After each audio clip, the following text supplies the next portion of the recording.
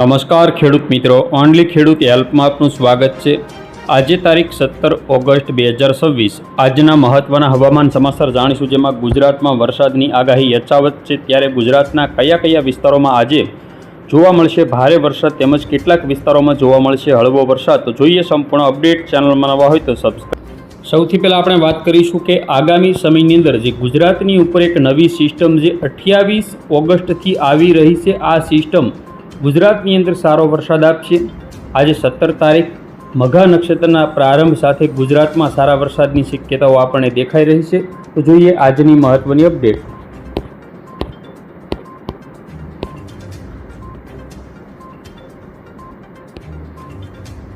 તો આજે પણ ગુજરાતના જે આ બધા વિસ્તારો છે જેમાં કાળા ડિબાંગ વાદળો ઘેરાયેલા જોવા મળશે અને છૂટો છવાયો હળવો ભારે વરસાદ આપણને બપોરથી જોવા મળશે અને સૌરાષ્ટ્રના કેટલાક દરિયાકાંઠાના જે વિસ્તારો છે જેમાં સવારથી જ વાતાવરણમાં પલટો યથાવત છે અને રેડા ઝાપટા પણ ચાલુ થઈ ચૂક્યા છે। તો જોઈએ વરસાદની ખાસ આજની અપડેટ। તો હવે આપણે સૌથી પહેલાં જોવાનું છે ગુજરાતના કયા વિસ્તારોમાં સૌથી વધારે રેડા ઝાપટા રહેશે। તો બપોર સુધીમાં વેરાવળ સાઈડના વિસ્તારો છે, ભાવનગર જિલ્લાના જે કેટલાક વિસ્તારો છે, પોરબંદર સાઈડના વિસ્તારો છે, જૂનાગઢના જે વિસ્તારો છે જેમાં રેડા ઝાપટાનું પ્રમાણ આપણને જોવા મળશે।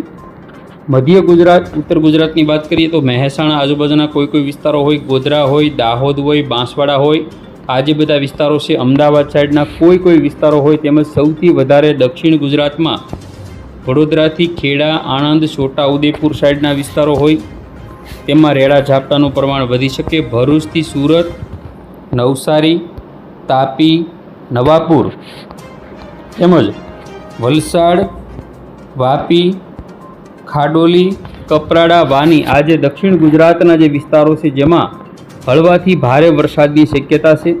ખાસ કરીને બંગાળની ખાડીમાં પણ સિસ્ટમો ઉપર સિસ્ટમ બની રહી છે। ફરી વખત એક સિસ્ટમ અહીં બની રહી છે। આ જે સિસ્ટમ છે તે ગુજરાત તરફ આવતા સમય લાગી શકે।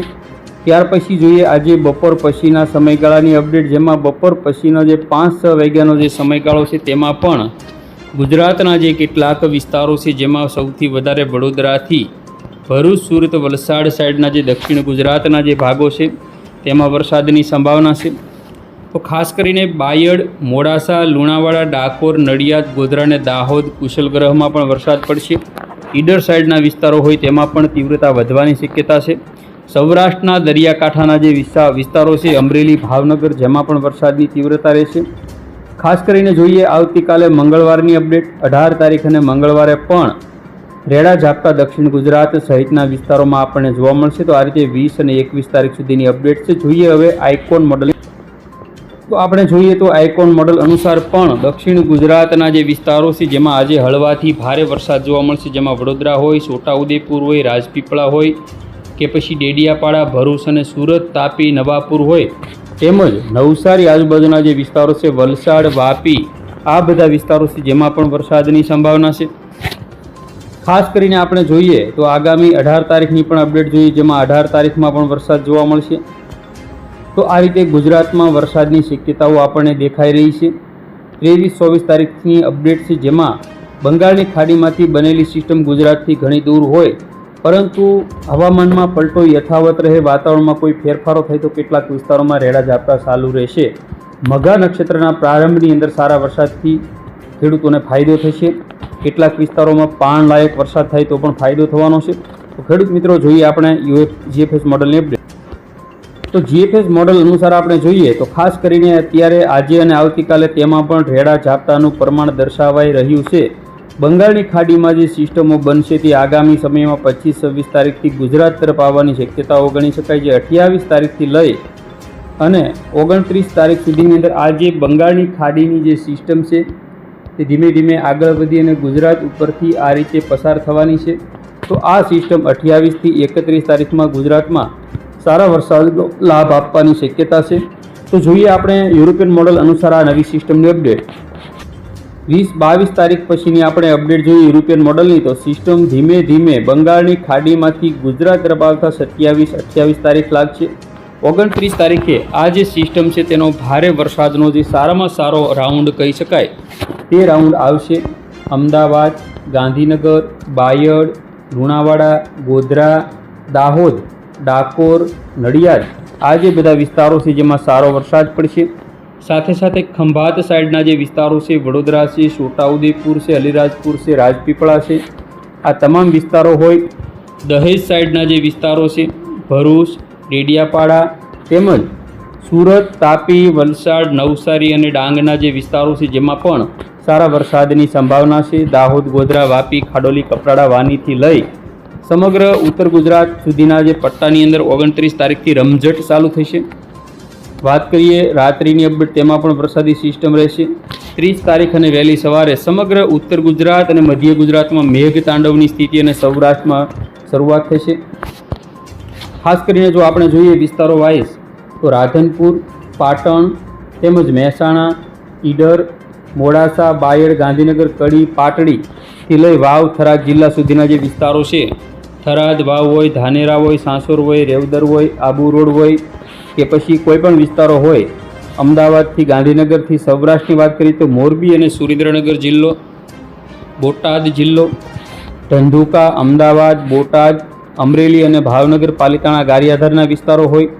દક્ષિણ ગુજરાતની વાત કરીએ તો ખંભાત, નડિયાદ, ડાકોર, ગોધરા, વડોદરા, છોટાઉદેપુર, અલીરાજપુર આ મધ્ય ગુજરાતના તમામ વિસ્તારો. ત્યાર પછી દક્ષિણ ગુજરાતમાં ભરૂચ, દહેજ, ડેડિયાપાડા, રાજપીપળા, સુરત, તાપી, વલસાડ, નવસારી, ડાંગ આ તમામ વિસ્તારોમાં વરસાદ જોવા મળશે. 30 તારીખે બપોરના સમયગાળાની જો ખાસ અપડેટ જોઈએ તો મધ્ય ગુજરાત અને સૌરાષ્ટ્રના વિસ્તારોમાં રાજકોટ, અમરેલી, બોટાદ સુધી ભારે વરસાદ જોવા મળશે. કચ્છની અંદર પણ વરસાદની તીવ્રતામાં ફેરફારો થશે. સમગ્ર કચ્છમાં વરસાદ જોવા મળશે. ગાંધીનગર હોય, રાપર હોય, નલિયા હોય, આડેસર હોય, ભુજ ભચાઉ હોય, માતાના મઢ હોય સહિતના જે વિસ્તારો છે અને સૌરાષ્ટ્રના મોટાભાગના જિલ્લાઓ છે, ભાવનગર, અમરેલી, ગીર સોમનાથ, જૂનાગઢ જેમાં હળવો મધ્યમ વરસાદ રહેશે.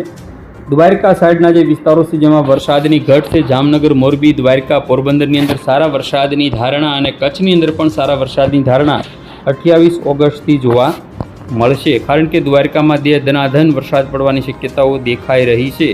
તો આ રીતે 31 તારીખ સુધીની જે અપડેટ છે જેમાં ગુજરાતમાં સારા વરસાદનો રાઉન્ડની શરૂઆત થશે. જોઈએ પવનની ઝડપ.